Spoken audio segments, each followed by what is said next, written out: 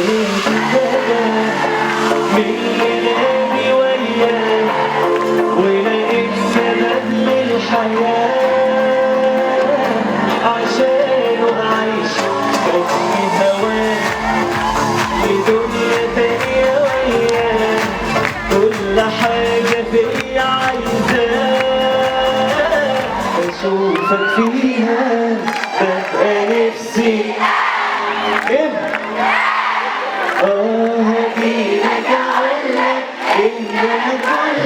على بعضك عني بالحياة معايا كله كده وياك تسيبني لا لا لا كله لنا وياك تسيبني لا لا لا يلا عايز اسمع سقفة تونسية جامدة قوي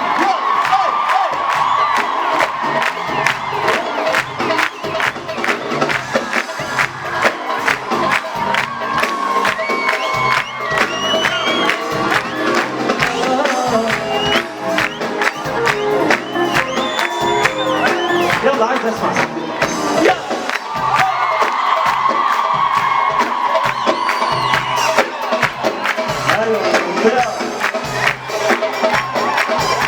على قد ما شفت وعشت وبيت يلا جربت اكتر من نفسي فيك كنت بسرعة ليه ببساطة كده قلبي قدرت معاك ايدينا فوق بحبك بحبك ودايق فيك وبحلف بالليلة هعيش انا ليك بحبك ودايق فيك وبحلف بالليلة هعيش انا ليك بحبك ودايق فيك بحلف بالليلة هعيش انا ليك وبحبك ودايق فيك بحلف بالليلة دي عايش انا ليك لا لا لا لا لا لا لا لا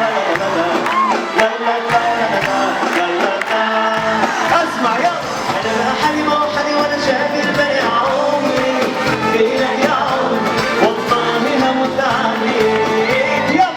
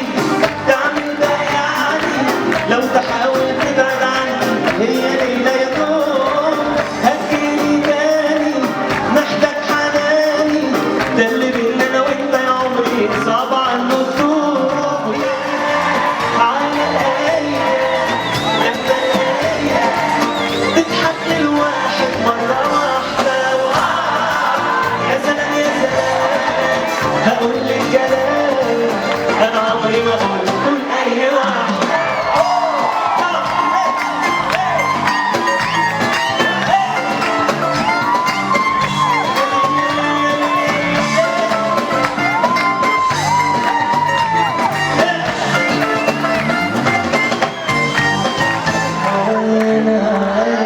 إن الليل يا حبيبتي يا حبيبتي ما بتشوفش ازاي يا شايفة وأحلى ما حبي ليكي إنه ما تبقاش عشان ما بقاش معقولة شايفة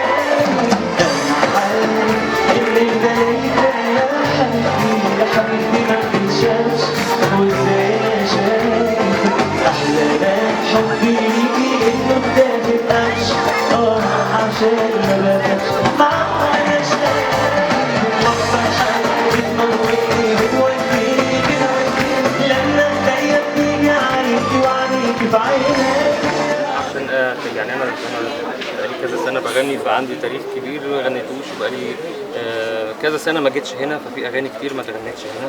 فانا كنت وانا جاي محضر ايه اللي اتغنى قبل كده ممكن اعيده وايه اللي ما اتغناش ممكن هيبقى جديد.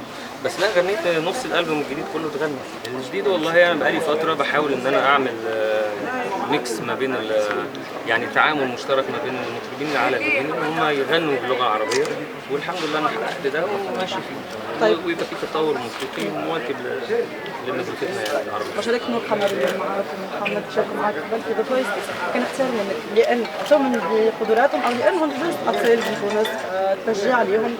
الاثنين يعني انا مؤمن بيهم وهم نور ما كانتش من فريقي بس نور موهبه تستحق الدعم طول الوقت. محمد هو كان من فريقي وهو موضوع مش فريقي هو فريق حد تاني يعني في النهايه هم كلهم ولادنا واي حد يقدر يبقى عنده دعم او عنده حاجه كويسه يقدر يقدمها لهم مش هيتاخر انه يعمل كده يعني. هم يستحقوا مواهب كبيره تونسيه مواهب صغيره ليهم مستقبل كبير لازم نقف جنبهم كلنا يعني. نور ما ابهرتنيش لان انا يعني بقالي فتره بقيت انا يعني على المستوى الشخصي بمرنها كتير وكنت انا معاها امبارح عملنا بعض التحضيرات وحاولت ان انا يعني افرق معاها شويه فكره ان هي تغني تبقى حاسه الكلام اللي بتقوله تبقى فاهماه وتغنيه من قلبها وما تركزش على قوه الصوت قد ما الاحساس.